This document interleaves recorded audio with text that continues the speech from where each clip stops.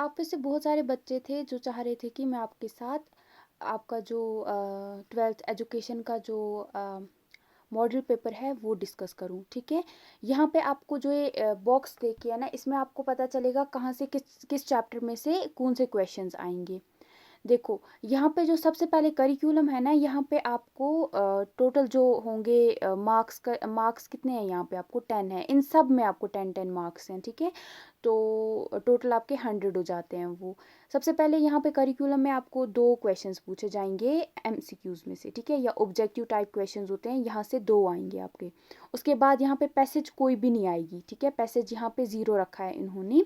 उसके बाद very short में आपका यहाँ पे जो वेरी शॉर्ट होते हैं वहाँ से यहाँ पे आपके कितने आएंगे, दो क्वेश्चंस आएंगे। ठीक है, जिसके आपको 4 मार्क्स मिलेंगे। वैसे ही आपको शॉर्ट आंसर जिसके आपको 4 मार्क्स मिलते हैं, वो एक क्वेश्चन आएगा यहाँ से। और लॉन्ग यहाँ से इन्होंने बोला है कि कोई भी नहीं आएगा। ये आपका जो सीबीएसई पैटर्न जब इन्होंने करा था आपका 2020 में, तब का मॉडल पेपर है। उसके बाद वाला मुझे कोई भी नहीं मिल रहा है, तो ये उसी के बेसिस पे है। ठीक है, ये मैं डिस्कस कर रही हूँ। और यहाँ पे टोटल आपके 5 क्वेश्चंस आएंगे। ठीक है, तो उसके बाद जो दूसरा है आपका, यहाँ पे यहाँ से आपके जो को करिकुलर एक्टिविटीज़ हैं, यहाँ से आपके आएंगे दो क्वेश्चंस। ठीक है, दो क्वेश्चंस आएंगे, और जो कि 2 मार्क्स जिनके मिलेंगे ऑब्जेक्टिव टाइप में। उसके बाद पैसेज, यहाँ पे इन्होंने पैसेज का बोला है, पैसेज बेस्ड जो क्वेश्चंस हैं वो यहाँ पे कोई भी नहीं आएगा। उसके बाद यहाँ से वेरी शॉर्ट में भी यहाँ से कोई नहीं आएगा। शॉर्ट में यहाँ से 2 आएंगे जिनके आपको 8 मार्क्स मिलेंगे। और लॉन्ग में भी यहाँ से कोई भी नहीं आएगा। ठीक है, इसी तरीके से आप देख सकते हो। मैं आपको मेन बता देती हूँ क्या है। जो यहाँ पे मॉडल पेपर के हिसाब से जो पैसेज 2 आएंगी, वो आपकी आएंगी development of education in JNK। ठीक है, 2 पैसेजेस आएंगे जिसके आपको 10 मार्क्स मिलेंगे। हो गया। उसके बाद यहाँ से आपको इन्होंने बोला है, हाँ टोटल यहाँ पे 2 ही क्वेश्चंस आएंगे। अब हम बात करते हैं छः, जो जहाँ पे 6 मार्क्स के जो क्वेश्चंस है वो कहाँ से आएंगे। सबसे पहले पॉपुलेशन एजुकेशन, ये बहुत इंपॉर्टेंट है। यहाँ से आपका सबसे बड़ा जो क्वेश्चन होगा वो यहीं से आएगा, 6 मार्क्स का है। उसके बाद यहाँ पे है आपका स्टैटिस्टिक्स इन एजुकेशन, यहाँ से भी आएगा, यहाँ से भी सवाल आएगा 6 मार्क्स का। उसके बाद है आपका ह्यूमन ग्रोथ एंड डेवलपमेंट, यहाँ से भी 6 मार्क्स का आएगा। उसके बाद जो लर्निंग वाला चैप्टर है, वहाँ से 6 मार्क्स का सवाल आएगा।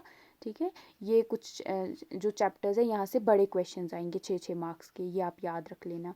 ये आप देख सकते हो अच्छे से खुद से, क्योंकि अगर मैं आपके साथ ये पूरा आप डिस्कस करूँगी ना, इससे वीडियो बहुत लंबी हो जाएगी, आपका टाइम वेस्ट होगा। आप इसका जल्दी से स्क्रीनशॉट उठा लो और आप एक काम करो, उसको देखो। ठीक है, कहाँ से कौन से क्वेश्चन आने वाले हैं। मैं वापस से आपको बोल देती हूँ, ये आपका जो 2020 में जो आपका जब इन्होंने पैटर्न चेंज करा था ना, ये तब का मॉडल पेपर है। तो ये हो गया आपका यहाँ पे। ठीक है, ये आप देख लो, इसका स्क्रीनशॉट लोगे तो आपको ज़्यादा अच्छे से समझ आ जाएगा। हाँ, सब अब आपको याद रखना है ऑब्जेक्टिव्स कितने आएंगे। ऑब्जेक्टिव्स आपके 20 आएंगे। कितने आएंगे, 20 ऑब्जेक्टिव्स आएंगे, जिनके आपको हर एक का जो है 1 मार्क मिलेगा अगर आप सही करते हो। पैसेजेस 2 आएंगी। ठीक है, 5-5 मार्क्स मिलेंगे। जो very short answer type question है वो आपके 9 आएंगे, यानी 9 आएंगे, जिनके आपको 2-2 मार्क्स मिलेंगे, हर एक के 2-2 मार्क्स मिलेंगे, टोटल 18 मार्क्स हो जाते हैं वो। उसके बाद जो शॉर्ट आंसर टाइप क्वेश्चन हैं वो आपके आएंगे 4, जो 4 मार्क्स के आपको यहाँ पे उनके 4 मार्क्स मिलेंगे, लेकिन जो क्वेश्चंस होंगे वो 7 आएंगे, 7 क्वेश्चंस आएंगे। ठीक है, टोटल कितने आपके यहाँ पे मार्क्स मिलेंगे आपको 28 यहाँ से। उसके बाद जो लॉन्ग आंसर टाइप क्वेश्चंस है वो आपके टोटल 4 आ जाएंगे, और उसमें आपको और मिलेगा, बीच में ऑप्शन होगा वहाँ पे। ठीक है, याद रखना, आप जो लॉन्ग होते हैं उनमें आपको ये लोग ऑप्शन देंगे। ऐसा नहीं है कि आपको जो दे के अब वही करना है, ऐसा कुछ भी नहीं होगा। जैसे पॉपुलेशन एजुकेशन में अगर आपके सवाल पूछते हैं तो आपको वहाँ से सेम पॉपुलेशन, अगर पॉपुलेशन एजुकेशन का पूछा ना, तो दूसरा ही बोलेंगे पॉपुलेशन एक्सप्लोजन बताओ। अगर आपको पॉपुलेशन एजुकेशन अच्छे से आता है, पॉपुलेशन जो एजुकेशन का वो अच्छे से आता है, तो आप वो कर सकते हो, या पॉपुलेशन क्या होती है वो सारे आपको पूछ सकते हैं। तो यहाँ से आपको टोटल 4 आएंगे, 4 जो हैं क्वेश्चंस आएंगे, और इनके टोटल मार्क्स कितने आपको यहाँ से मिलेंगे, 24। तो आप अगर यहीं से अभी से आप देखोगे कि आपको टाइम का कैसे आपको टाइम को मैनेज वगैरह करना है, वो मैं आपको इसी वीडियो में टिप्स बता दूंगी। ठीक है, तो बेसिकली जो ये वीडियो है ना, एक तो मॉडल पेपर तो मैं कर ही रही हूँ आपके साथ डिस्कस, आपको दिखा रही हूँ, साथ में आपको कुछ टिप्स दे दूँगी, ठीक है। कुछ बच्चे क्योंकि बता रहे थे कि दीदी आप हमें टिप्स बता दो कुछ, तो इसलिए मैं आपको यहाँ पे कुछ टिप्स बता रही हूँ। देखो 3 घंटे का यहाँ पे आपको बोला है कि पेपर आपका होगा, उसके बाद टोटल 100 मार्क्स हैं, ठीक है। CBSE पैटर्न जो है आपका, तो सबसे पहले देखो MCQs ऐसे होंगे आपके। सबसे पहले तो आपको टिक करना है किसी को, टिक वाले जहाँ जहाँ पे 4 ऑप्शंस होते हैं आपको किसी एक को टिक करना है, वहाँ वैसे आएंगे आपके यहाँ पे 5, ठीक है। उसके बाद आपको फिलअप्स आएंगे। फिलअप्स होता है कि आप वहाँ पे एक स्टेटमेंट दिया होगा, वो एंड किस वर्ड से हो जाएगा, ठीक है। तो वो आपको बताना है, वो वर्ड डालना है वहाँ पे जिस वर्ड की बात हो रही है। उसके बाद ट्रू फॉल्स, यहाँ पे आपको सही गलत बताना है, कौन सा यहाँ पे सही है, कौन सा स्टेटमेंट गलत है वो। उसके बाद 5 होंगे ये भी। उसके बाद मैचेस आएंगे, यहाँ पे मैच द फॉलोइंग है, आपको यहाँ पे मैच करना है कि कौन सा किसके साथ आएगा, ठीक है। तो ये आपको करना है। चलो जी, उसके बाद आपको सेक्शन बी है। ये सारा आपको ये देख के है किन चैप्टर्स में से आएंगे ज़्यादा, ठीक है, उस बॉक्स में आप देख लेना। सेक्शन बी है, यहाँ पे आपको पैसेज पूछी जाएगी। 2 पैसेजेस होंगी 5-5 मार्क्स की। देखो जैसे ये इसके क्वेश्चन है, अगर ये क्वेश्चन करते हो 1 मार्क मिलता है, इस क्वेश्चन को 1 मार्क मिलता है, ये वाला क्वेश्चन है इसके 2 मार्क, आप 2 मार्क्स मिलेंगे यहाँ पे आपको, ठीक है। ये बात आप अच्छे से याद रखना, ठीक है। ये आप देखो दूसरी पैसेज है।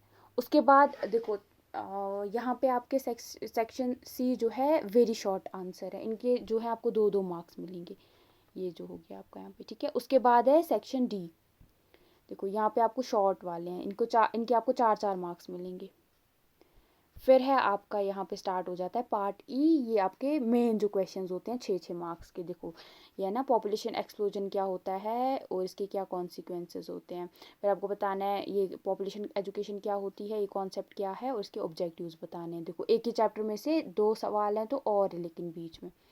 फिर आपको यहाँ से जो है स्टैटिस्टिक्स वाला बहुत इंपॉर्टेंट चैप्टर है, उसमें मैंने आपको जैसे देखो स्टैंडर्ड डिविएशन पे पूछा है ना, देखो वहीं से इन्होंने बताया, मैंने उसमें आपको अलग अलग मेथड्स बताई है ना कि उसमें जैसे डायरेक्ट होती है, शॉर्ट होती है और उसमें लॉन्ग होती है। तो यहाँ वहीं से इस क्वेश्चन में बता रहे हैं कि शॉर्टकट मेथड से करो, ये यहाँ पे बोल रहे हैं स्टैंडर्ड डिविएशन करो लेकिन शॉर्टकट से करो। तो वहाँ पे आपको वो बता भी सकता है किस से करो और नहीं भी बता सकता है। वो क्वेश्चन प्लीज़ प्लीज़ अच्छे से पढ़ लेना, ये गलती नहीं करना कि आप अपने हिसाब से ही करोगे, ठीक है। हो गया ये। उसके बाद या आपको ये करना है, ये इस डेटा में से निकालना है या आपको इस डेटा में से निकालना है। तो वहाँ पे ऐसा नहीं, ये इन्होंने यहाँ पे कुछ गड़बड़ की है। वहाँ पे देखो एक सीधे सवाल होगा ऐसे स्टैंडर्ड डिविएशन का, और में फिर कोटाइल डिविएशन हो सकती है, वहाँ पे अच्छे से बताएंगे जो ये बॉक्स है किससे करो, या वो बताएंगे आपको स्पीयरमैन्स जो है मेथड वो उससे करो, ठीक है, वो बता देंगे आपको वहाँ पे। उसके बाद यहाँ पे एक और सवाल है, प्रिंसिपल्स क्या होते हैं ग्रोथ और डेवलपमेंट के, ठीक है। उसके बाद प्राइमरी लॉ ऑफ लर्निंग वगैरह के बारे में पूछा आपको। तो हो गया आपका यहाँ पे मेन जो चीज़ें हैं वो जो आपके मॉडल पेपर की वो हो गई डिस्कस। अब मैं आपको बताती हूँ कुछ बातें जो कि आपको कल लाजमी है याद रखना, ठीक है, जो आप भूल के भी जो मिस्टेक्स आप नहीं कर सकते हो।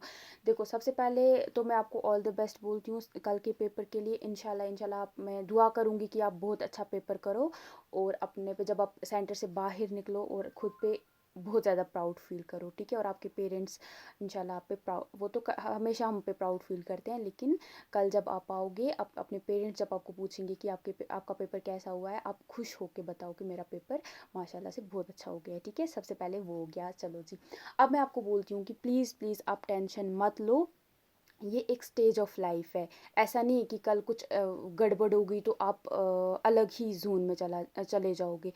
ये सब मतलब सब हर कोई स्टेज से जाता है ना। आपको भी लग रहा होगा ये बहुत डिफ़िकल्ट है आपके लिए, मैं समझती हूँ, मैं भी आपके इसमें थी, लेकिन कुछ सालों के बाद आपको लगेगा कि वो दिन काश वो दिन वापस आ जाते, वैसा होता है ना। तो आप प्लीज़ ये चीज़ें अपने आप को, इन चीज़ों से अपने आप को ज़्यादा स्ट्रेस नहीं करना, ठीक है, कि आपने मुझे बहुत अच्छा करना है।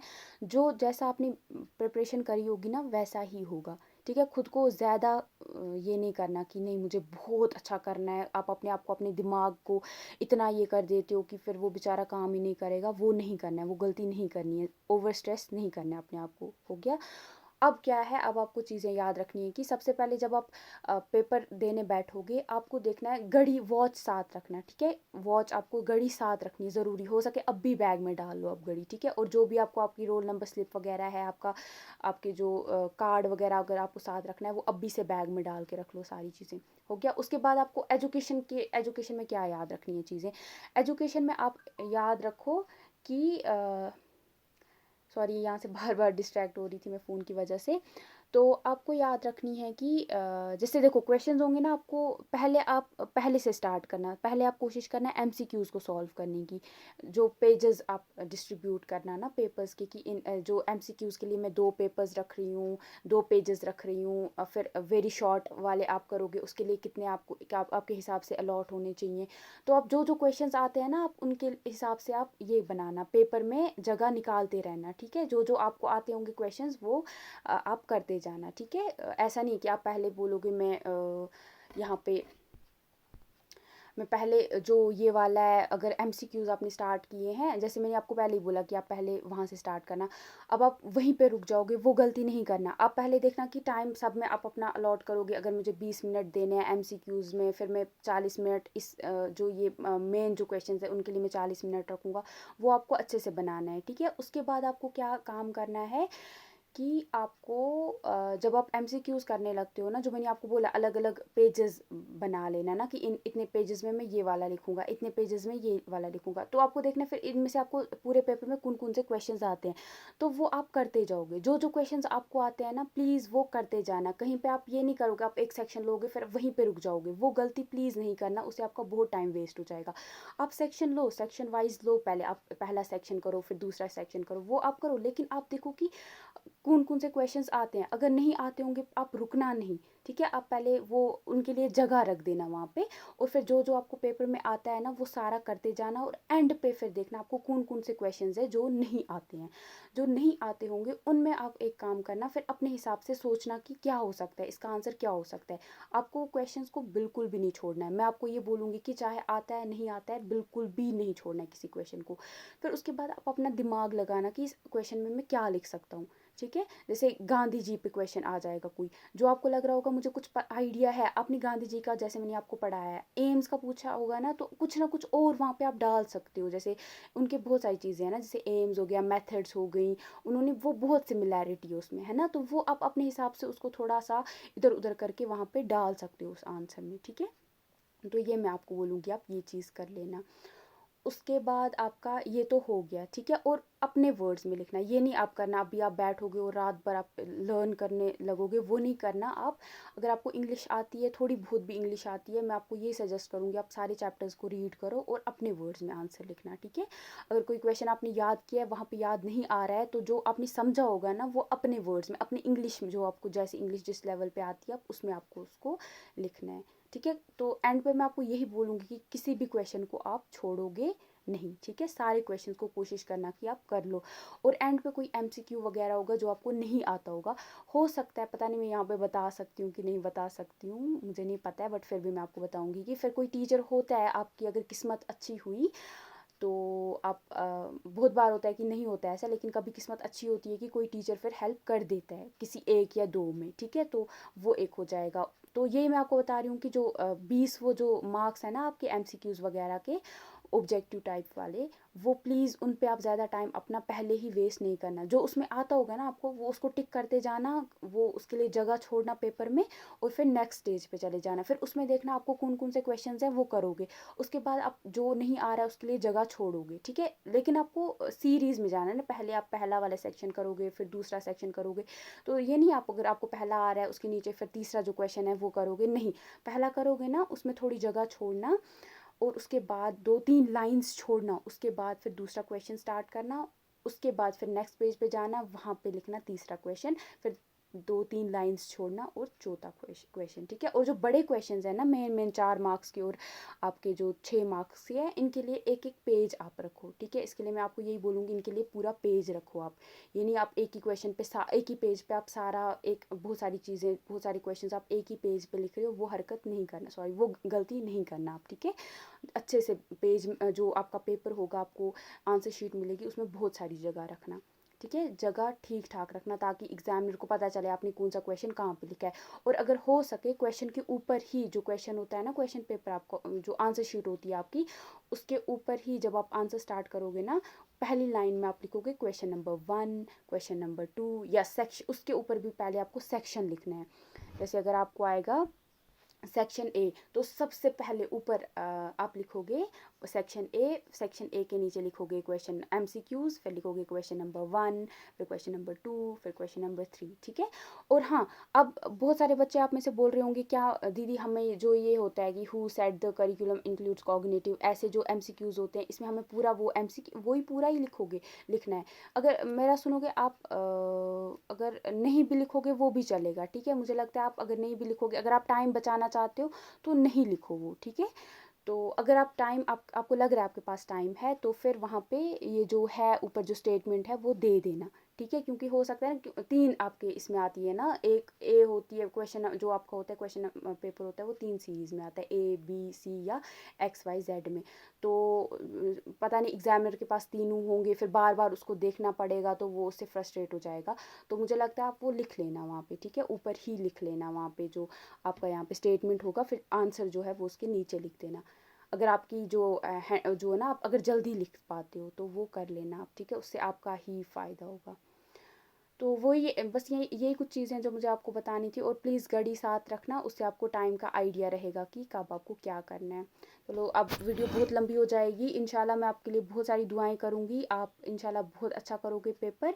और ये अब भी के बच्चे हैं ना, उन्हीं के लिए है, तो इसीलिए मैंने बहुत सारी बातें करी हैं इस वीडियो में। हो सकता है आगे जाके मत मैं डिलीट कर दूँगी ये वीडियो, बट अब भी आप लोगों के लिए सिर्फ, ठीक है, इसीलिए मैंने इतनी सारी बातें करी हैं, वरना बहुत मुश्किल हो जाता अगर वैसे वीडियो डालनी होती। तो प्लीज़ अगर आपके पास टाइम है तभी ये वीडियो देखना। वैसे अब तक तो आपने ये देख भी ली होगी, तो ये मुझे स्टार्टिंग में बोलना था आपको कि ज़्यादा टाइम वेस्ट नहीं करना। बट ऑल द बेस्ट, इंशाल्लाह आप बहुत अच्छा करोगे। All the best.